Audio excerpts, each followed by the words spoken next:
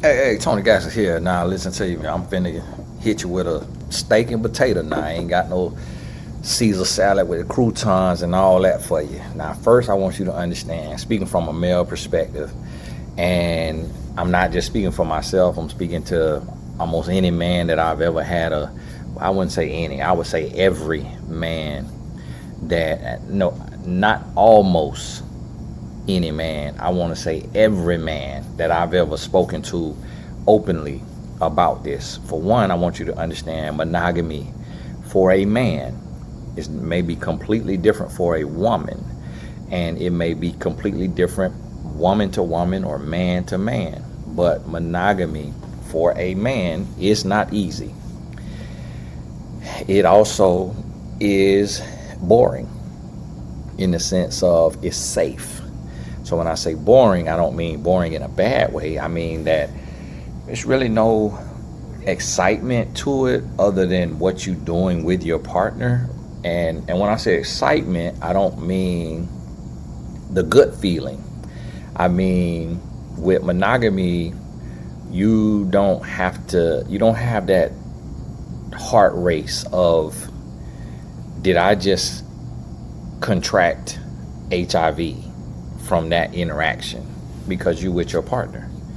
And a lot of times with monogamy, you with your one partner, so you really become best friends, and you get to a place to where you share passwords, like you share phones. Like if your phone dies, if your phone dies, you may use their phone. If their phone dies, they may use your phone.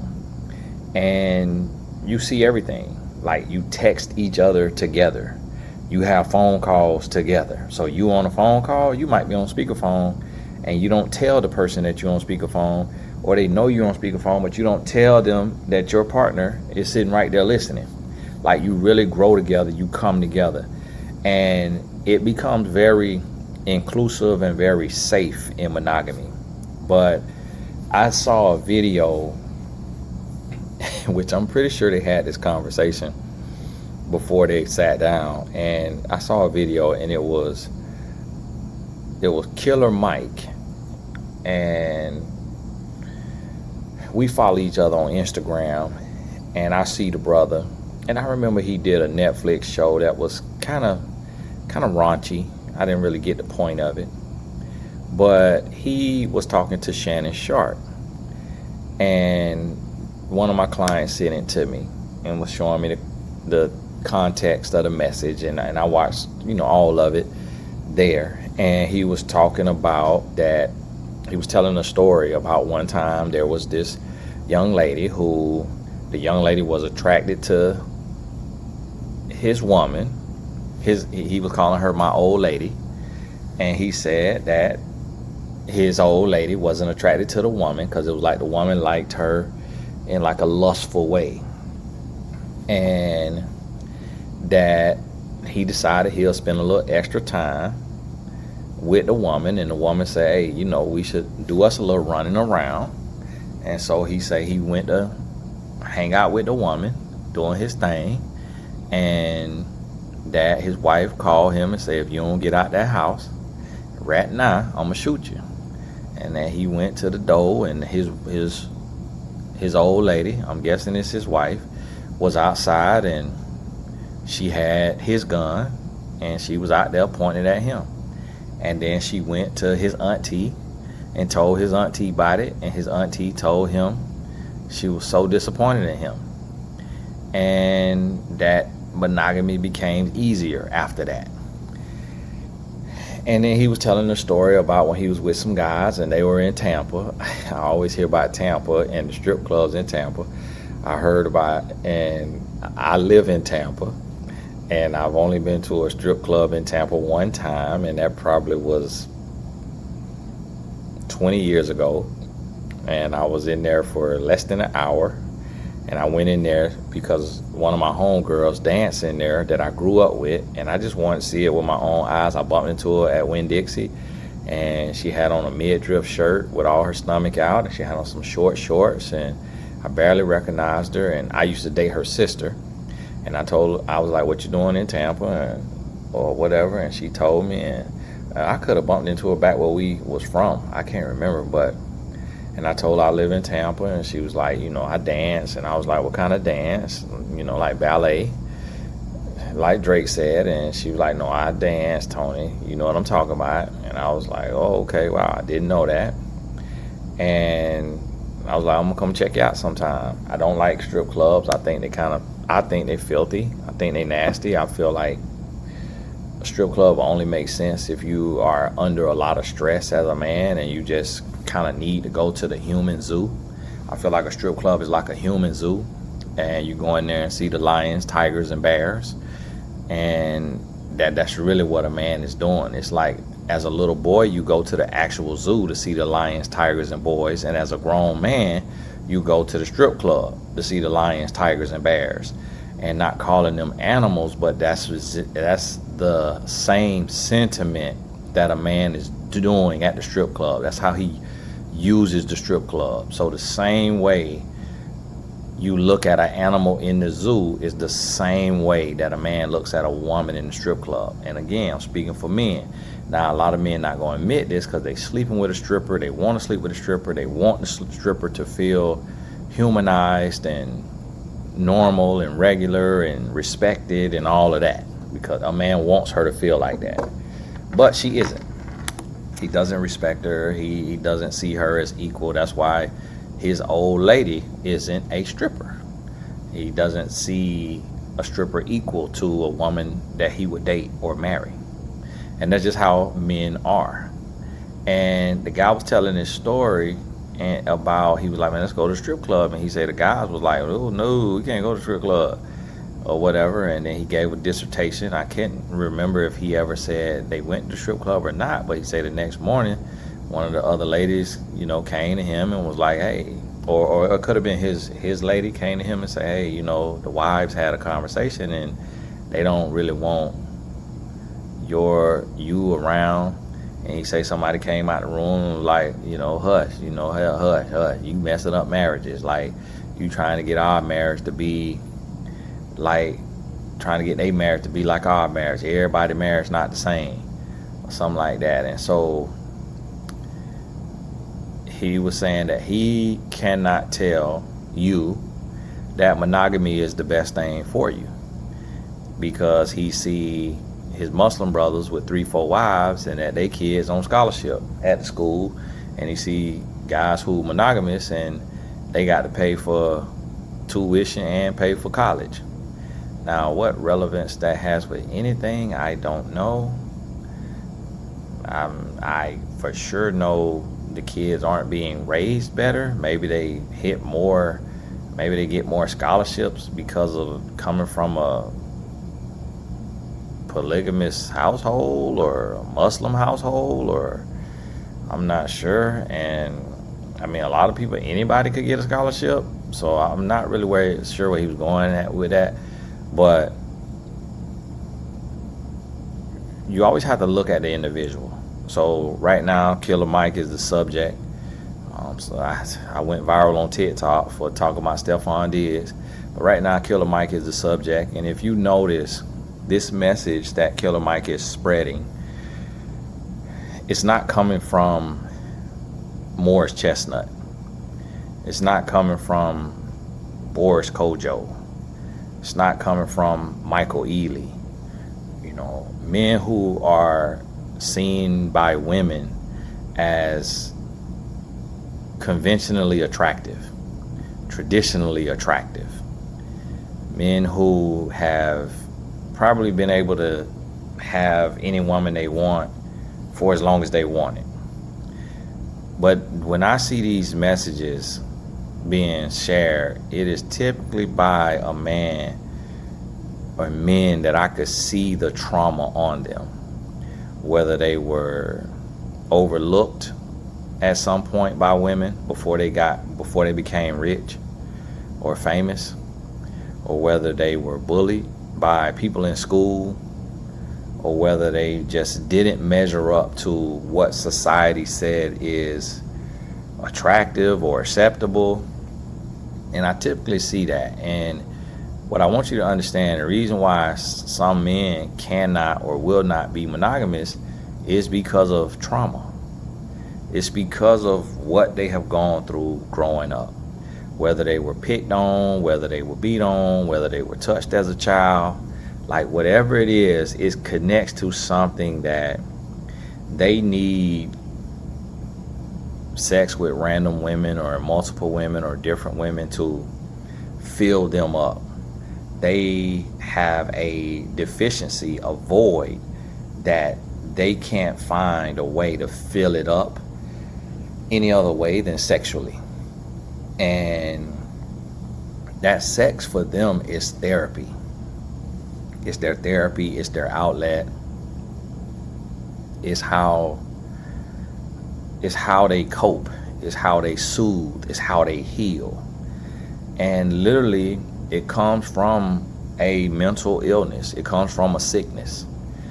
Like, men who cannot be monogamous are hurt. They are hurting. Like, they have unhealed wounds. They have trauma. Because it's one thing to feel it and to want to, and it's another thing to act on it and to feel like you can't not act on it. And that's a big difference. So every single man, including monogamous men, have ideations of cheating, of not being monogamous. But when you think about not being monogamous with a rational brain that is healed, you realize that the risk is not worth the reward. Because if you can be in a whole relationship and you can go and sleep with another woman, that woman either has to know you're in a relationship or she will know you're in a relationship. And if she's willing to sleep with you while you're in a relationship, that means that she also is suffering from a sickness. And she is willing to be killed by your main woman. And she's willing to put her body on the line and put her life on the line for sexual healing. That's why the song called Sexual Healing.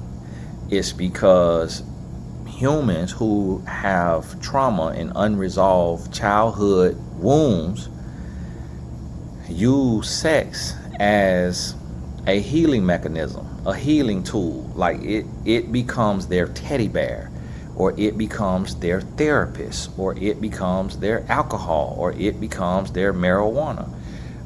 In Killer Mike's example, he is also someone who smokes.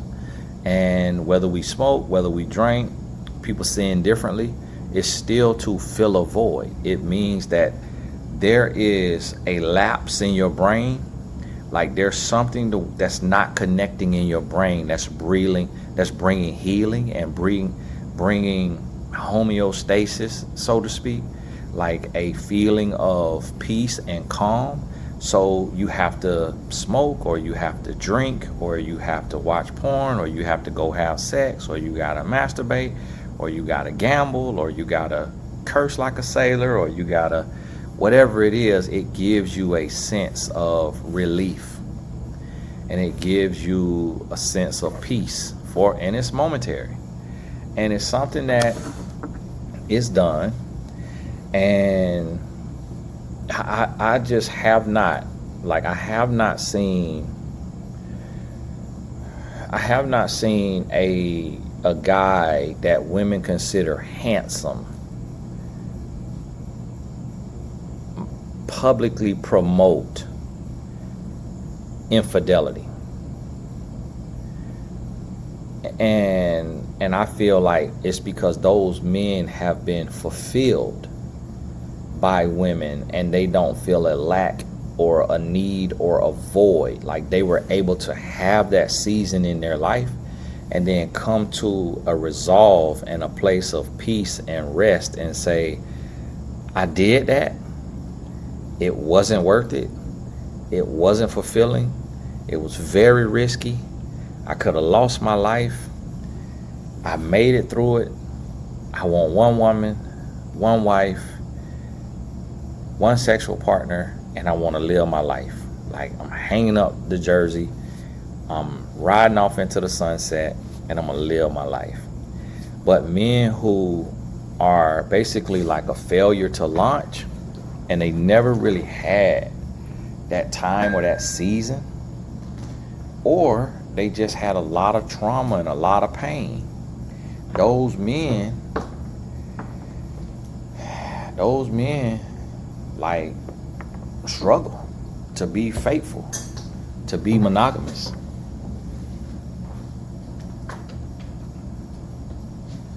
And a lot of people feel like, oh, Tony, you faithful, you monogamous because it's your business. It's like, that's not how that works. Like, there are women that I could sleep with that will take it to their grave. And you know how I know that? Because I coach women who are sleeping with famous men, and they are not going to the blogs. Like, they are taking it to their grave. Because there are women who have a level of pride, and she doesn't want to be shamed. She doesn't want her business in the streets. She doesn't want to be looked at like a home wrecker or a side chick. But she is receiving a fill up. She has her own pain, her own trauma, and it is filling her up. It's doing something for her. And they're taking it to the grave. I have coached women who have told me about their celebrity escapade. They are the other woman. They are a secret. They are this and that. And I'm like, you know, do you plan to like write a book or something? And they're like, no, I'm never telling. Like, I'm telling you because you're a place of confidentiality. And that's why I don't come on here and say the men's names. And that's also why a lot of men that's celebrity, when I speak on them, that's why most of them, they have sense not to say my name, because they don't know what all I know about them. And if they go there, then it makes it fair game to where I can air them out. And so they know, let me be quiet. But I am the #1 relationship coach in the world, and I say that humbly. And it's only because I still do one-on-one sessions where most people, once they cross 1 million followers online, they don't do sessions because they're making enough money, because they got enough followers that whatever they sell or whatever they post or promote, they can make enough money to where they don't have to talk to people one-on-one, which is very draining when you're having one-on-one sessions. And I still do that. And so I do it to keep my finger on the pulse. And I have coached the side chicks, the jump offs, the secret women of the biggest names in the world. And it's something that I would never tell. So that's how I know that there are also women who are doing things that would never tell. So I'm monogamous because I choose to be monogamous. Because even if I were to cheat, I know that I serve a loving and a graceful and a merciful God. So although I say, hey, I'm faithful to God and that's why I don't cheat, I still have to make a daily decision to be faithful. And the reason why I am monogamous is because I no longer want to give my body away. Like, when I look at other women and I think about, like, okay, what if I was to cheat with that woman? I see it wide open. And I'm like, I would be giving my body away. Like, that is such a sacred act And I didn't have value for my body in my teens. I lost my virginity at 15. I met my wife at 21. I didn't have value for my body in my teens. I didn't understand how sacred sex is. I didn't understand how spiritual sex is. So as a child, I spake as a child. I did as a child. But as a man, I put childish things away. So as a man, from the perspective of a man, it makes absolutely no sense to be anything other than monogamous, because you're literally risking your life. Because when you go sleep with this woman, you don't know, that's not your woman, that you don't live with, that you don't get to see every day. You don't know who she is sleeping with. So you can come up from a nut and have your brain splattered, and it's not worth that. You can come up from a nut and have HIV, have the worst strand of herpes, have syphilis, have whatever else out there, anything, genital warts. Like, you can come up from having you a nut and have a life-altering recompense in your body that you got to live with for the rest of your life. And then and the high from that orgasm is gone in a matter of seconds or minutes. And now you have to live with something for the rest of your life. And at the least, it's a soul tie that you will forever be connected to that woman. When you sleeping with your woman, your main woman, you're going to see that other woman's body. You're going to see that other woman's face. You're going to feel her body. You're going to have dreams about that other woman. It is going to alter and haunt your main relationship. And that's how the brain works. And if you say that I'm lying, it's because you either smoke, or you get drunk, or you do both, or you do some other vice for a high, like gamble.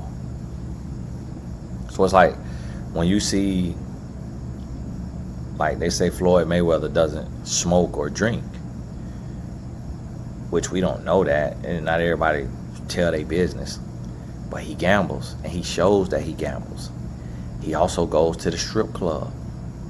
So we could assume, we could imagine he sleeps with women, and that he sleep with those women, and he has kids, so he's not afraid to pull it out, put it in a woman, and to leave it in her. Now, he hasn't kept having kids, but he has kids.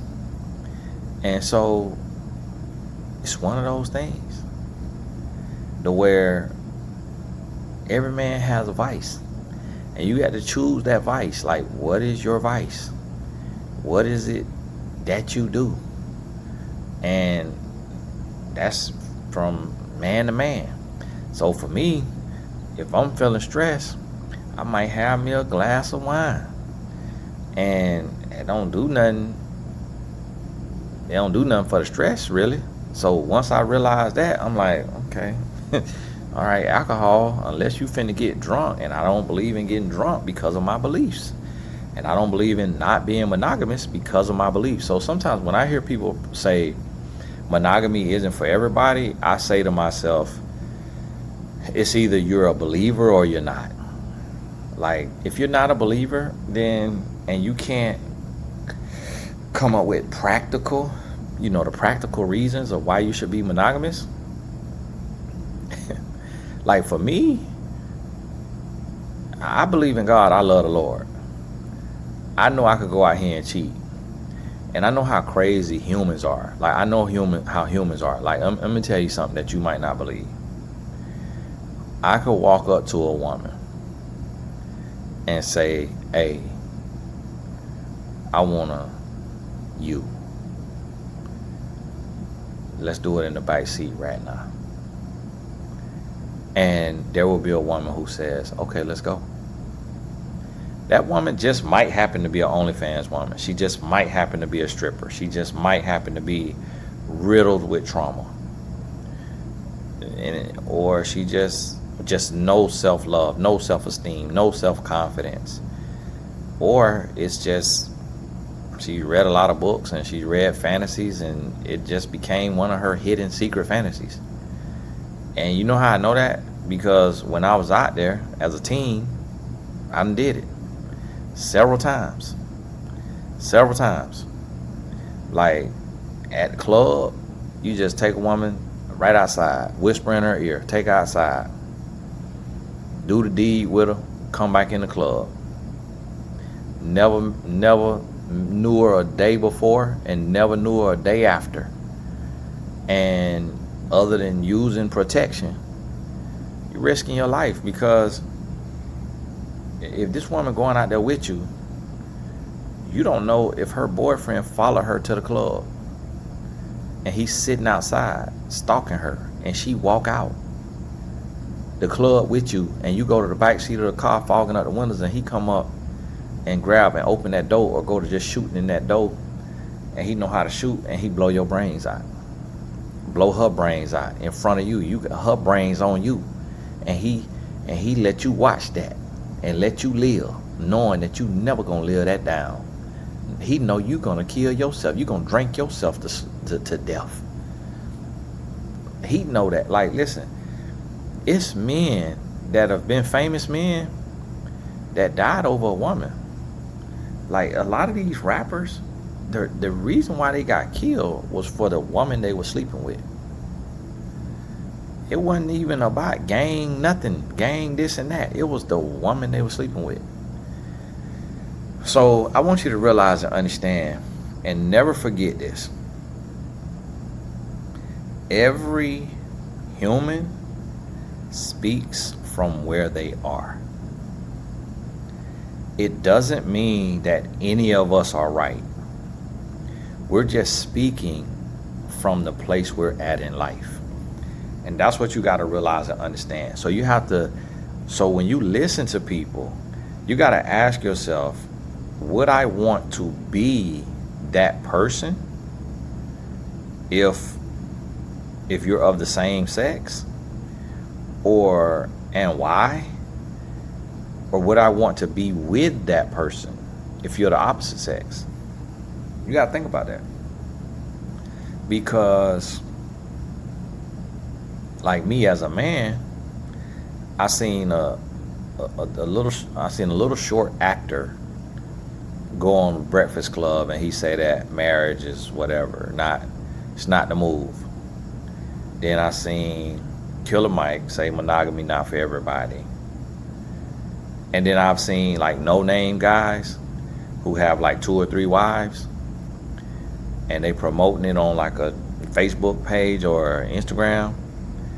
And when I look at every man that I've ever heard say monogamy not the move, monogamy not for everybody, I would not want to trade places with any of those guys. If I could trade places with somebody, I don't even know if I'd do that. It would probably be like LeBron James, just so I could have that money. That's it. Like, I wouldn't even want his height. I don't even need to be that tall, them sore knees. And I don't want his face, his beard, that jawline. Where if he ain't had that beard, he got a set of jaws on him.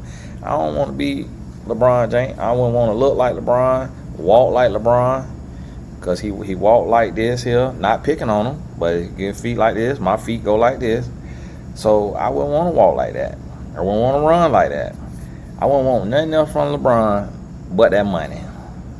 And they ain't really being jealous or nothing like that, because the Bible say not to envy. And I know one day I'm going to have that level of money. I just got to keep doing what I'm doing, keep put my ideas out there, keep building. It's gonna take longer because I'm doing it with my brain, not with my body. But when I get it, I'm gonna be able to keep it because I got it right here, not from my knees, not from basically knees or my calves or my thighs.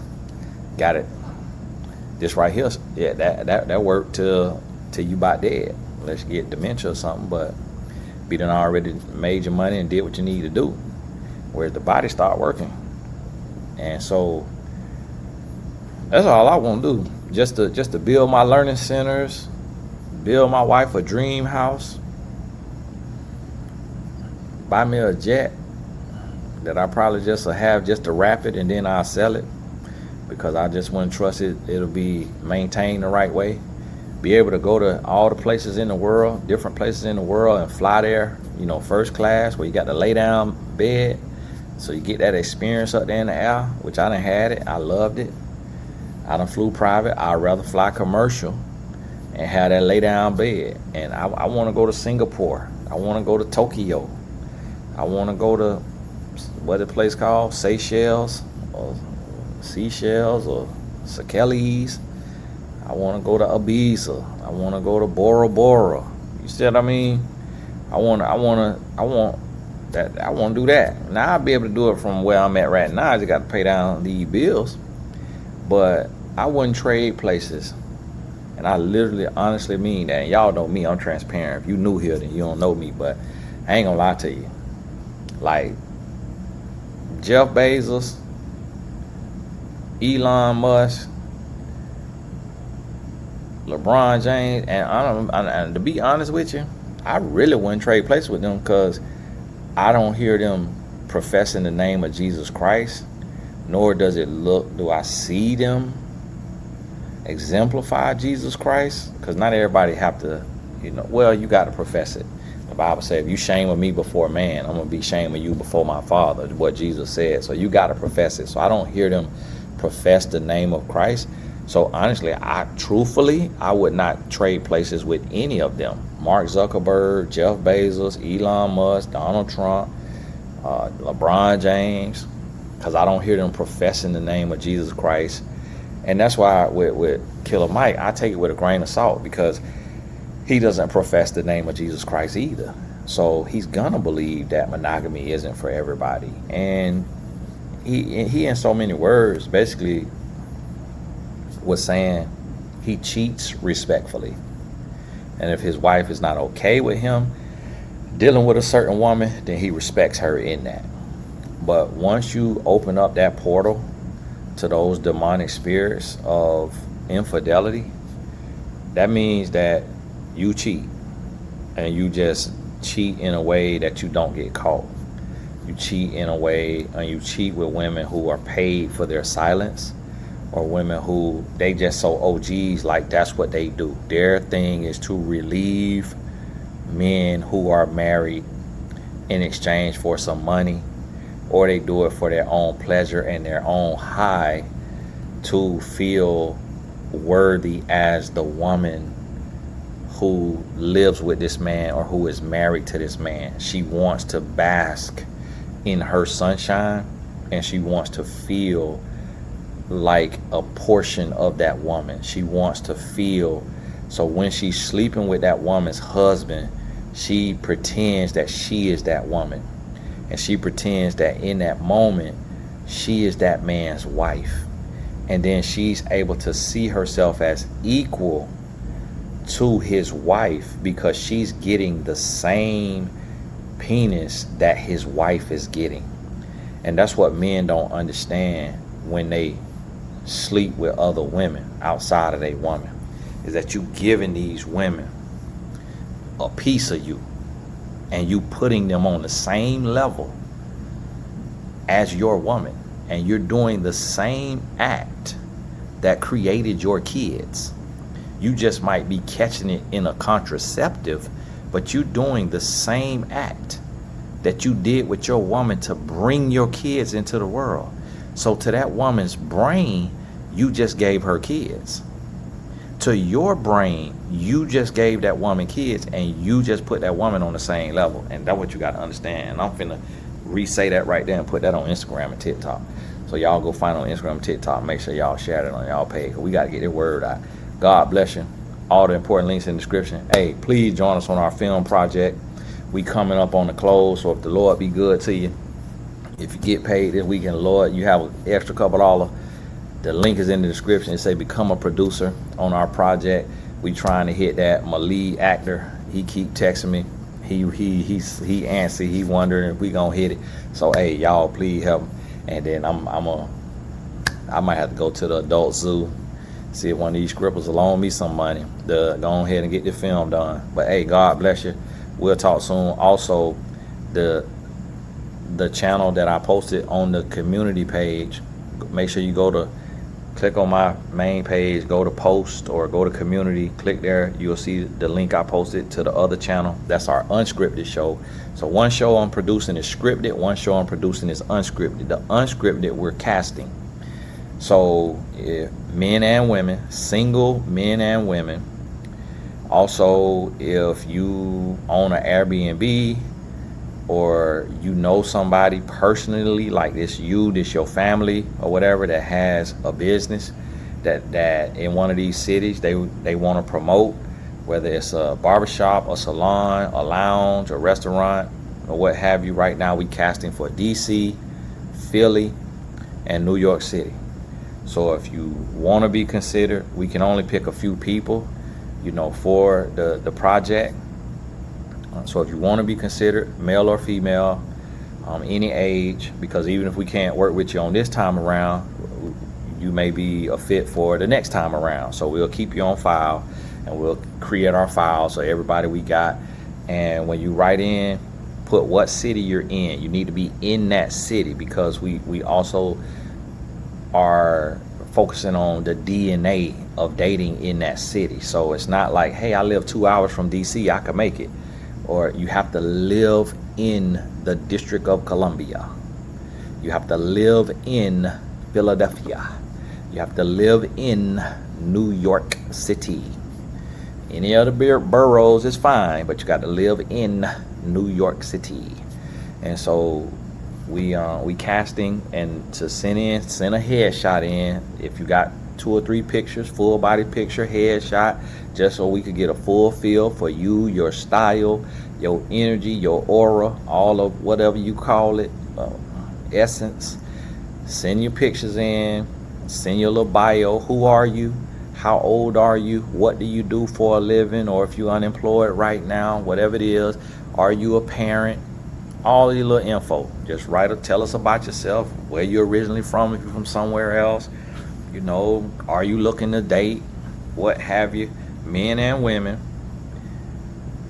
DC, Philadelphia, New York City right now. That's what we finna film at next, and then we'll be going other places from there. So y'all stay tuned. We going everywhere, all throughout the country. We probably even coming to Canada. We may eventually come to Africa.